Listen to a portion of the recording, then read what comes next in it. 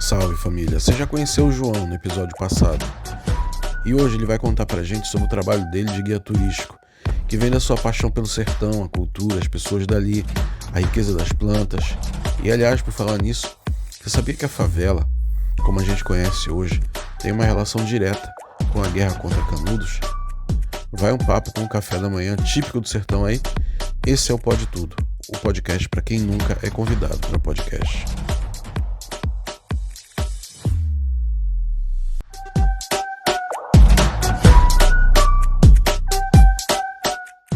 Bom, então a gente está aqui nessa mesa farta, uma mesa farta do sertão, porque aqui a gente come muito bem, né? E eu tô aqui conversando com o João Batista, que tá me recebendo, tá nos recebendo aqui no rancho dele, mas antes que as pessoas achem que para vir para Canudos é só ficar aqui na sua casa, João, tem um trabalho envolvido nisso, né? Sim. Olha, em Canudos eu trabalho como guia local, guia regional. Tem outras funções também, né? Uhum. Mas eu amo essa coisa de ser guia, né? De contar essa história, assim. Então eu trabalho como guia local desde 2007. Sou credenciado pelo Ministério do Turismo, né?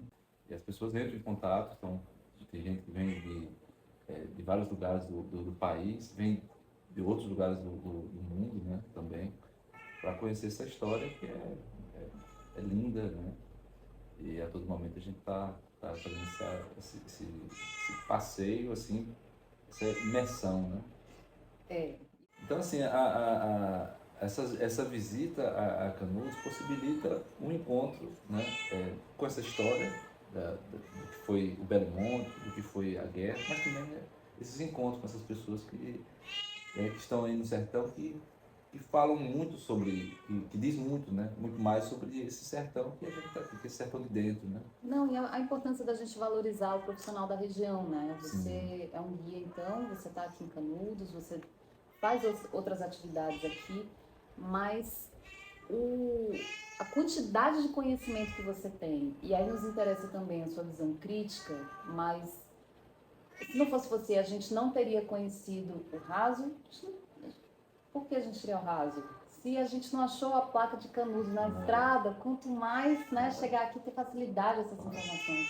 A cooperativa que a gente foi ontem, Sim. com o beneficiamento do umbu, né, e de outras plantas aqui que são específicas do sertão. Essa que está querendo o protagonismo aqui é a cangaceira. Ela está aqui em volta da gente, ela gosta de carinho, daqui a pouco ela sobe na mesa. Mas voltando aqui, ontem a gente foi ao Auá e cada detalhe, né, o momento que a gente para na estrada para você mostrar uma planta. Então, assim, é de uma riqueza que a gente não teria acessado nem se a gente ficasse um mês aqui por conta, né?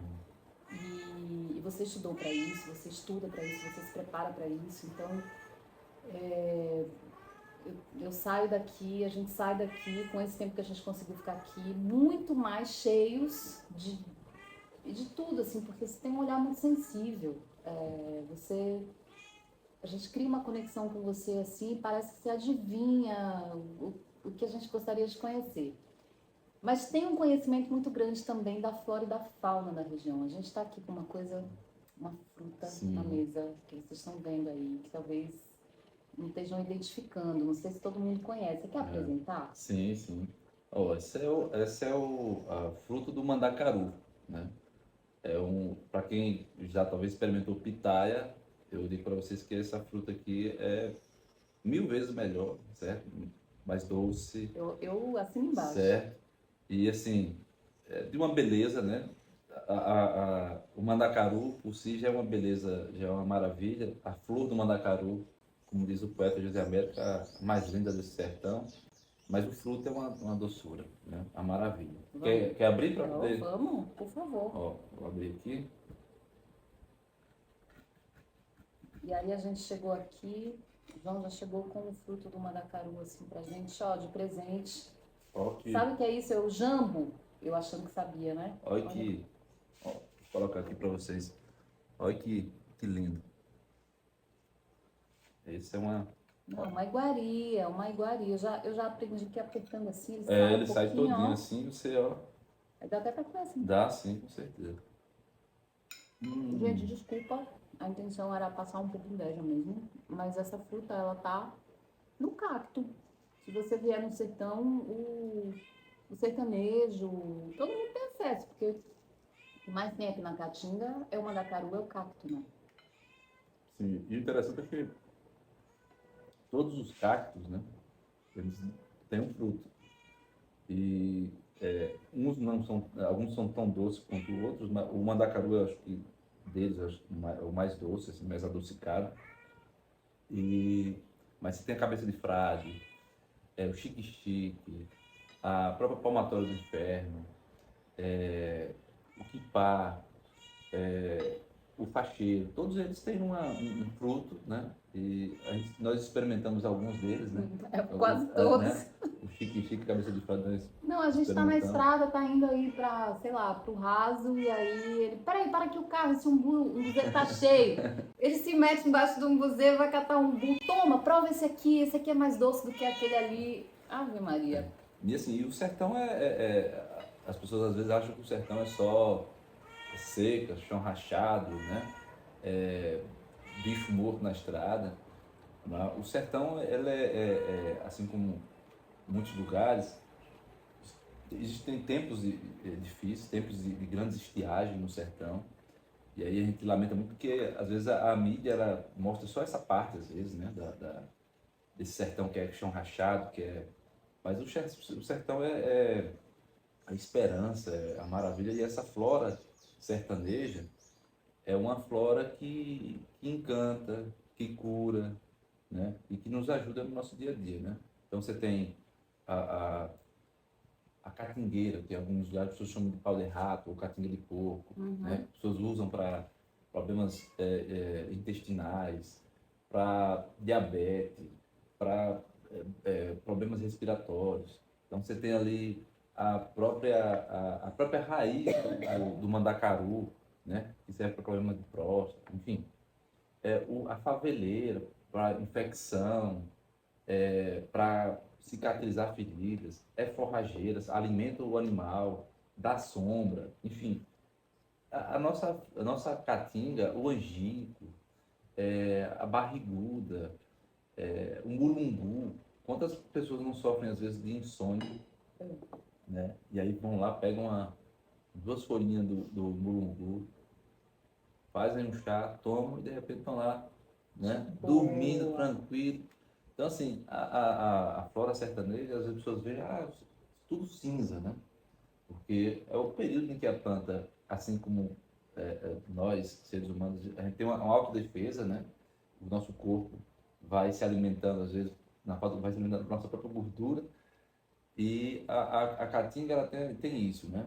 Há um período do ano em que a planta, são plantas xerófilas, então ela perde a folha para se proteger da estiagem, e aí se mantém viva, parece que está morta, mas de repente ela, no primeiro, a gente chama ruvai, né? No primeiro dos gotinhos de chuva que cai ali, poucos dias ela já está novamente toda brotando, se vestindo novamente, porque ela fica nua, né? Mas aí você tem essa coisa e o Euclides fala aí um pouco disso, né? O Euclides vai dizer que o sertão é um paraíso e essa coisa dessa transformação é uma mutação de apoteose, né? Uma transformação divina que aí você tem uma paisagem toda desértica, com os galhos retorcidos, sem folha nenhuma, e de repente você tem ali, quando você volta dessa viagem, você tem aquele sertão agora todo colorido, Parece que você chegou a outro lugar. as claibeiras lindas. Cangaceira!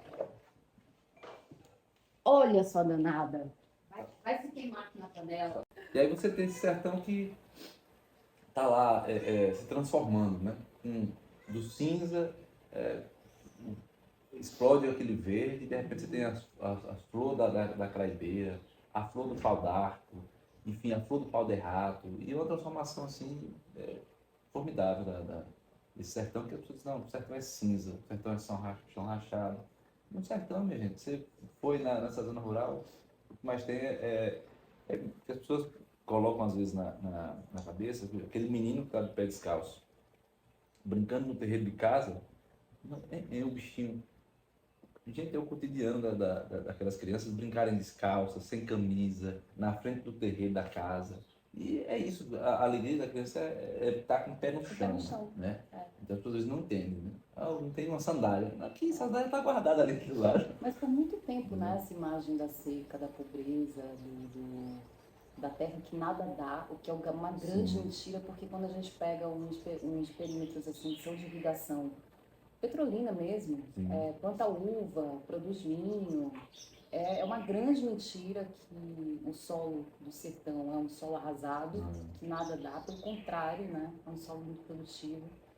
E com essas tecnologias que a gente vê aí passando pela estrada, a captação da água da chuva, a própria captação da energia solar, porque aqui... É, o sol... Precisa nem dizer, né? Tem quase 2 sóis para cada habitante aqui.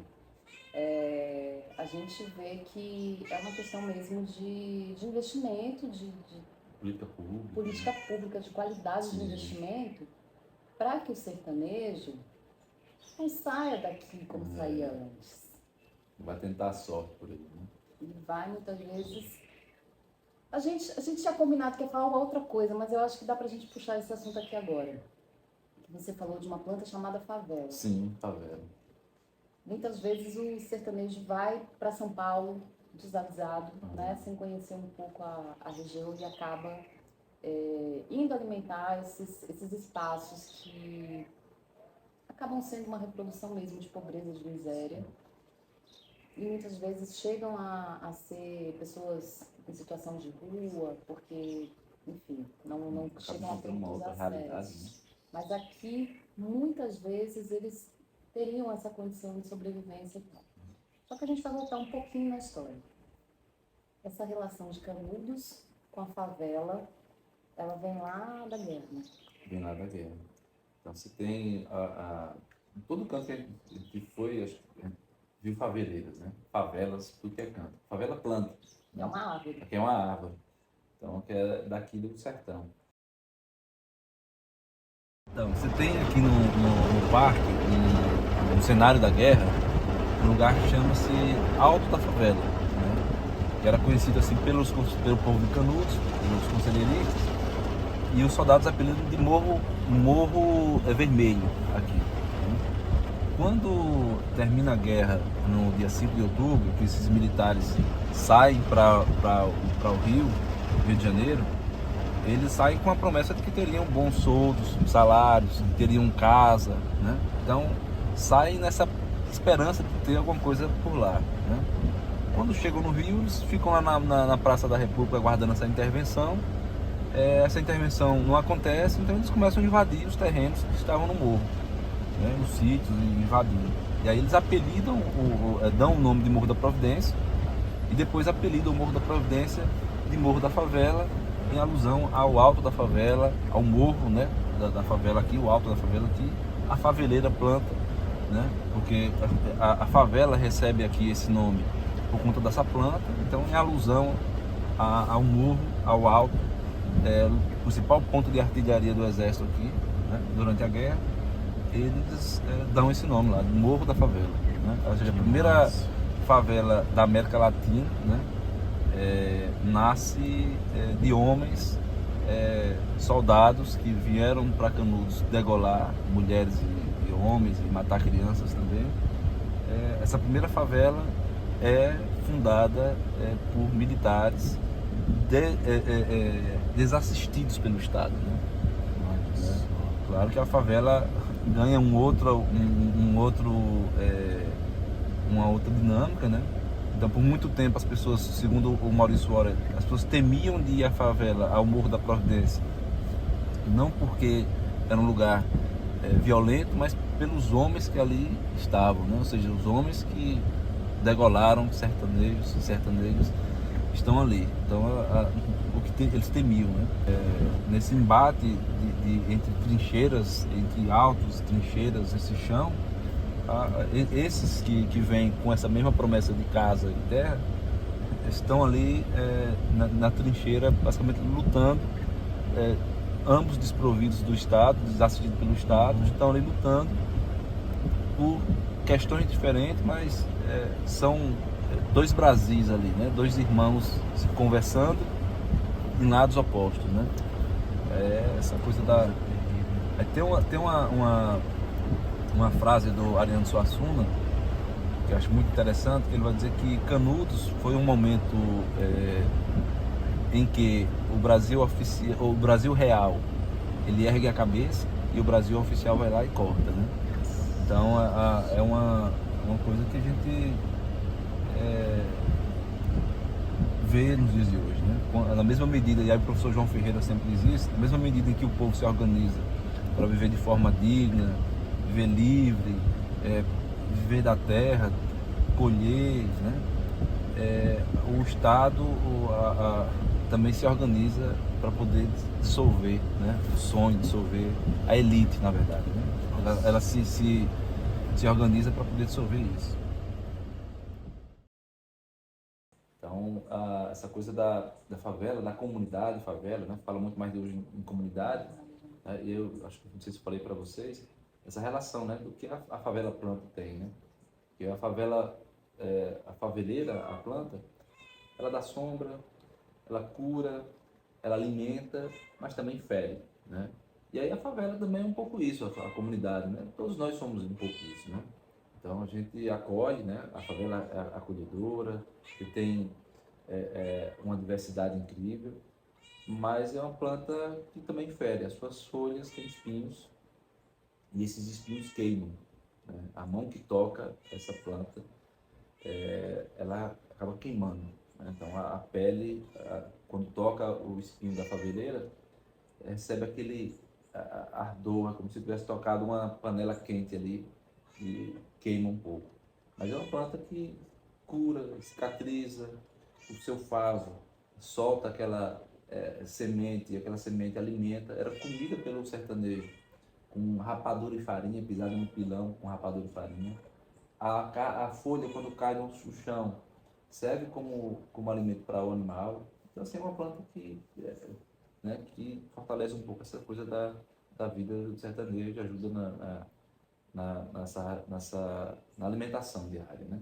E aí lá na Morro da Providência, quando foi em 2019, eu estava lá com Joana Barros, andando ali com Caio, Marinho, andando ali nas ruas, estava vindo do Cais do Valongo, né? A Joana apresentando um pouco o rio ali. E aí, tô lá do nada, aparece passeando de bicicleta um amigo que eu conheci aqui em Canudos. Não marcamos encontro. Ele passa numa bicicleta do Itaú ali, né? Da bicicletinha laranja, né? E aí ele passa e eu olho assim, Maurício, né? Ele olha para mim, eu com aquele chapéu de couro. Ele olha assim, João? Você por aqui? Eu disse, rapaz, tá abraçando ele, vamos conhecer ali o estúdio, fui lá no estúdio dele. Ele disse, olha, amanhã, hoje não, que não dá, mas amanhã nós vamos subir o Morro da Providência, né? O Morro da Favela. Então ele disse que, olha, você, pelo que eu tenho conhecimento, foi o primeiro canudense que sobe agora o Morro da Favela. E aí subi lá, e ele contando, e aí quando eu ia subindo aqueles degraus, né? Subindo ali o morro, me vinha uma série de questões, né, imaginando muita coisa nesse período que os soldados foram para lá, mas quantas crianças não foram levadas por esses soldados para ali, para o Morro da Favela, né? Crianças de Canudos. Então, assim, ver que esse misto assim, de sentimentos, foi emocionante para mim também subir lá, entender um pouco essa história também lá no Morro da Providência. Mas é isso, a favela é um mistério, né?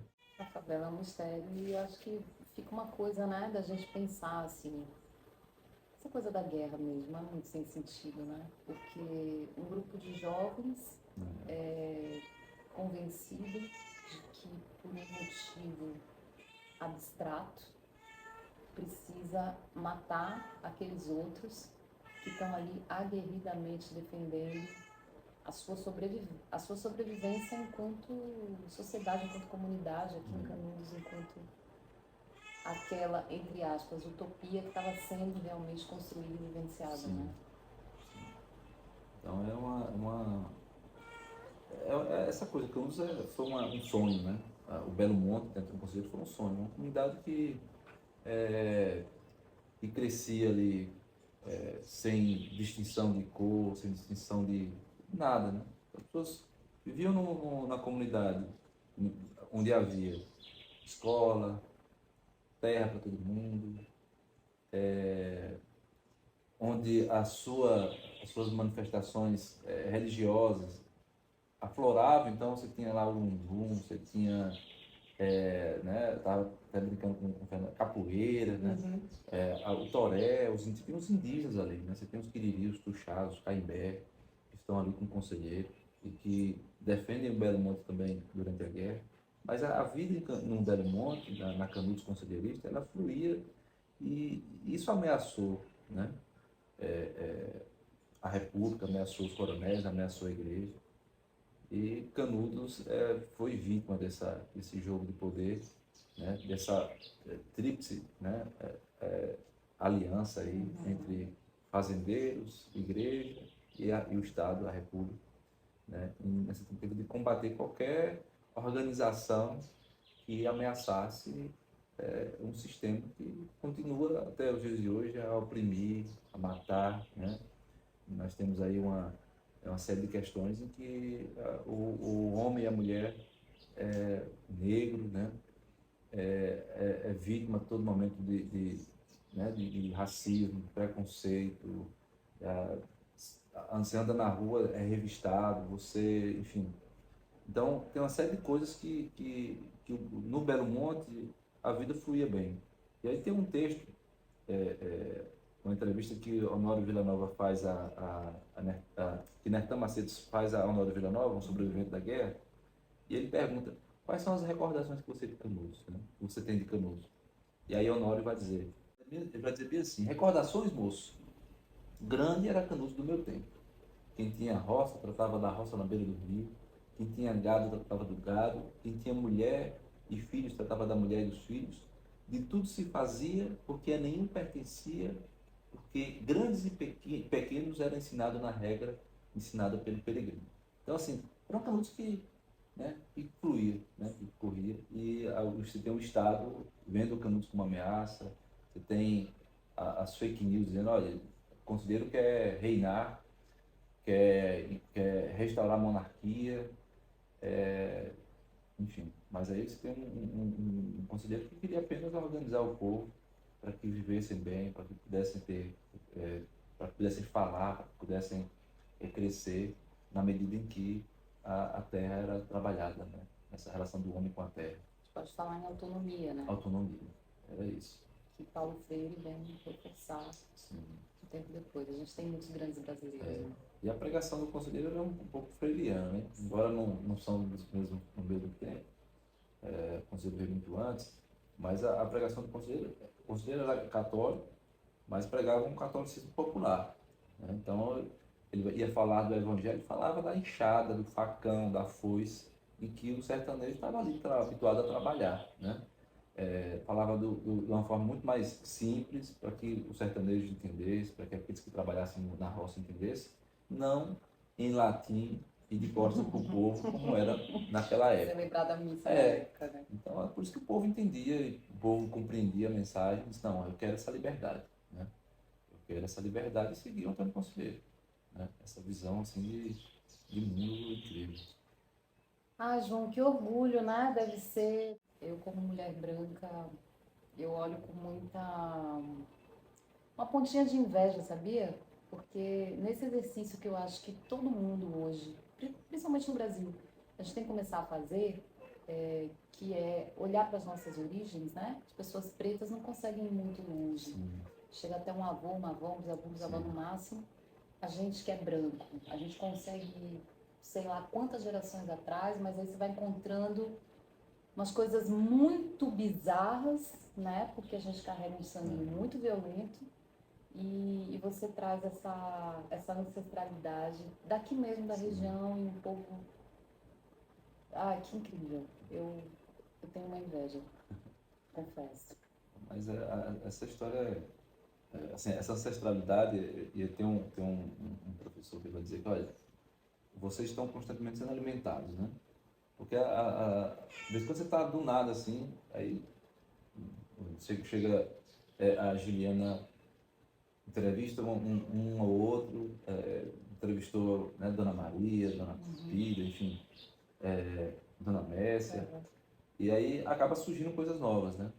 E aí tem nessa vinda de pesquisadores e pessoas que vêm para Canudos, tem a Dila Reis, ela vem em Canudos e aí entrevistando uma senhora, e ela pergunta assim para ela, e o que foi feito do conselheiro, né? E aí ela sai assim com algo bem poético, né? O conselheiro foi levado pelo beija-flor, né? Então, assim, é uma coisa que vem, às vezes, que surge como poesia, né? E as pessoas têm muito disso. Então, o conselheiro foi levado pelo beija-flor. Uma coisa assim, mágica, né? E a vinda de vocês aqui nos mostra quanto devemos, na verdade, continuar preservando essa memória, contando essa história para todos aqueles que vêm para Canudos, que querem conhecer um pouco isso. Então, em Canudos, eu sou guia, mas se tem outras pessoas que trabalham no turismo como guia, tem o Paulo Regis, tem o José Alberto Amorim, tem o Janilson, e todos eles têm essa coisa da preservação dessa memória, porque as pessoas que vêm querem conhecer a história de Canudos, e às vezes querem conhecer a guerra, só a história da guerra, mas isso que vocês fizeram aqui, né, vai um pouco além. Porque vocês não querem conhecer apenas o que foi a guerra, né, o que foi Canudos, mas qual é a relação das pessoas, né, que estão em torno com essa Canudos, com a sua própria história, né, com as formas em que eles vão se reinventando para continuar nessa lida. Então, é importante o trabalho de vocês aqui, né? A vida de vocês também nos ressignifica um pouco essa luta da gente, né? Você já sabe que agora a gente aprendeu o caminho. Não, as portas estão abertas, o rancho também, e vindo para Canudos, estamos sempre à disposição, às ordens de vocês. Ó, a gente vai finalizar mais esse episódio, mas a gente vai ter mais um, acho que mais um, porque tem história aqui ainda pra gente contar. Acho que mais dessa contemporaneidade, né? Um pouquinho do fio da história, como a gente dialoga, então, com essa Canudos, com movimentos sociais e como tem pela frente. Como a gente se inspirar em Canudos para a gente aproveitar esse novo momento de esperança que a gente começa no país. Maravilha. Né?